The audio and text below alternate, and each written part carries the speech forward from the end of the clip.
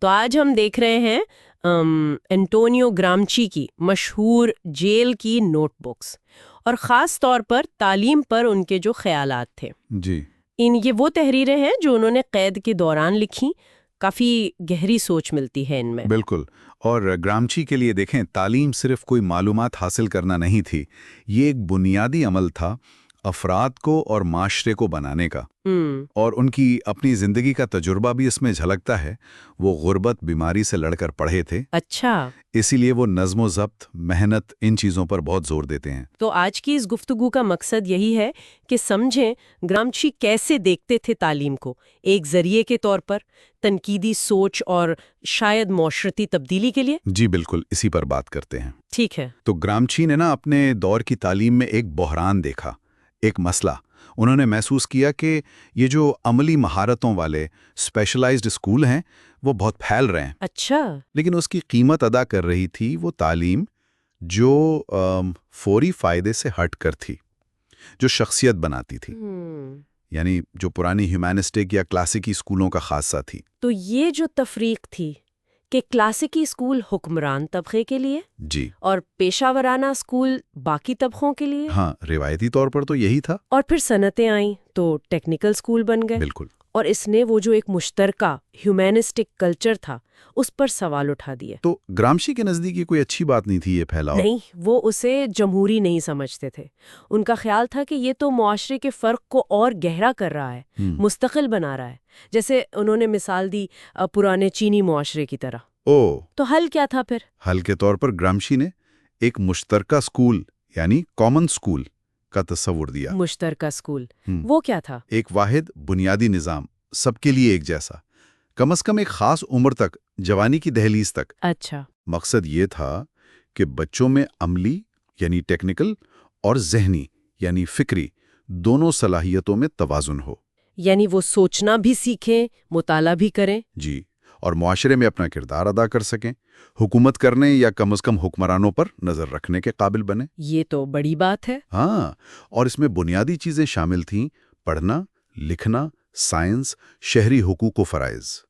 گرامچی کا خیال تھا کہ یہ تعلیم جو ہے وہ لوک روایات اور توہم پرستی کا مقابلہ کرے گی۔ یہ تو بہت بڑا منصوبہ لگتا ہے، مطلب ریاست کو کافی خرچ کرنا پڑے گا۔ یقیناً، عمارتیں، استاد، طلباء کے وظائف، تعلیم کو نجی سے نکال کر عوامی ذمہ داری بنانا ہوگا۔ ایک اور دلچسپ بات آپ نے ذکر کیا تھا کہ وہ لاطینی اور یونانی کا دفاع کرتے تھے۔ جی، پرانے کلاسیکل اسکول میں جو یہ زبانیں پڑھائی جاتی تھی۔ لیکن کیوں؟ آج تو یہ عجیب لگتا ہے۔ دیکھیں، ان کے نزدیک یہ صرف زبانیں سیکھنا نہیں تھا، یہ یونان اور روم کی تہذیب کو سمجھنا تھا، جس پر ان کے خیال میں جدید تہذیب کھڑی ہے۔ پر اس کا طریقہ تو بڑا مشینی سا لگتا ہے نا، گرامر رٹنا۔ گرامرچی کا کہنا تھا کہ یہ جو مشقت تھی، زبانوں کا موازنہ کرنا، باریکیوں کو سمجھنا، تاریخی پس منظر دیکھنا، یہ لاشعوری طور پر منطق سکھاتی تھی، تجزیہ کرنا سکھاتی تھی۔ اچھا۔ یہ ایک ذہنی تربیت تھی، بغیر کسی فوری عملی فائدے کے، غیر دلچسپی والی تعلیم۔ ٹھیک ہے، یعنی نظم و ضبط پہلے، لیکن پھر تخلیقی صلاحیت، آزادی، اس کا کیا؟ ہاں، انہوں نے اس پر بھی بات کی، فعال اسکول یا ایکٹیو اسکول کا جو تصور تھا۔ لیکن وہ اس سے پوری طرح متفق نہیں تھے۔ وہ اس کے کچھ پہلوؤں، خاص طور پر جو رومانوی پہلو تھے جیسے ڈالٹن میتھڈ، ان پر تنقید کرتے تھے۔ سمجھتے تھے کہ آزادی پر زیادہ زور شاید نقصان دہ ہو سکتا ہے۔ تو پھر کیا؟ وہ پہلے نظم و ضبط کی بات کرتے ہیں، متحرک مطابقت، اور اس کے بعد تخلیقی مرحلہ آتا ہے۔ تخلیقی اسکول سے ان کی کیا مراد تھی؟ کیا سب موجد بن جائیں؟ نہیں، موجد بنانا مقصد نہیں تھا، بلکہ سیکھنے کا ایک طریقہ جہاں طالب علم خود کوشش کرتا ہے استاد کی دوستانہ رہنمائی میں۔ یہ فکری پختگی کی علامت ہے، خود مختار تحقیق۔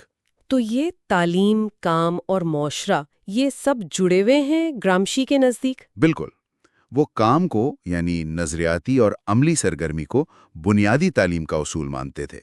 یہ ہمیں فطرت اور سماج کے قوانین سمجھاتا ہے، توہم پرستی کے خلاف ایک سائنسی رویہ دیتا ہے۔ اور یہ کہ اسکول اور گھر کے ماحول میں رابطہ ضروری ہے؟ بہت ضروری، ورنہ تعلیم صرف الفاظ رہ جاتی ہے، کھوکھلی۔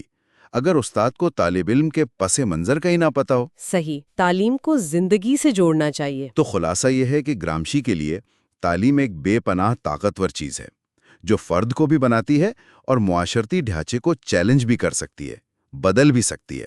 اور ان کا مشترکہ اسکول ایک ایسی تعلیم کا مطالبہ ہے جو سب کو شامل کرے، تنقیدی سوچ دے۔ جی، اور تمام شہریوں کو معاشرے میں ایک بامانی کردار کے لیے تیار کرے۔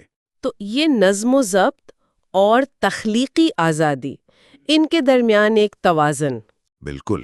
گرامچی کے یہ خیالات آج بھی میرا خیال ہے بہت اہم ہے، خاص طور پر آج کل جب ہر طرف اسپیشلائزیشن ہے، اسٹینڈرڈ ٹیسٹ ہیں۔ جی، تو کیا گرامچی کے اس جامع، انسان دوست اور تخلیقی مشترکہ اسکول کی آج کوئی جگہ ہے؟ یہ واقعی بڑا سوال ہے جس پر غور کرنے کی ضرورت ہے۔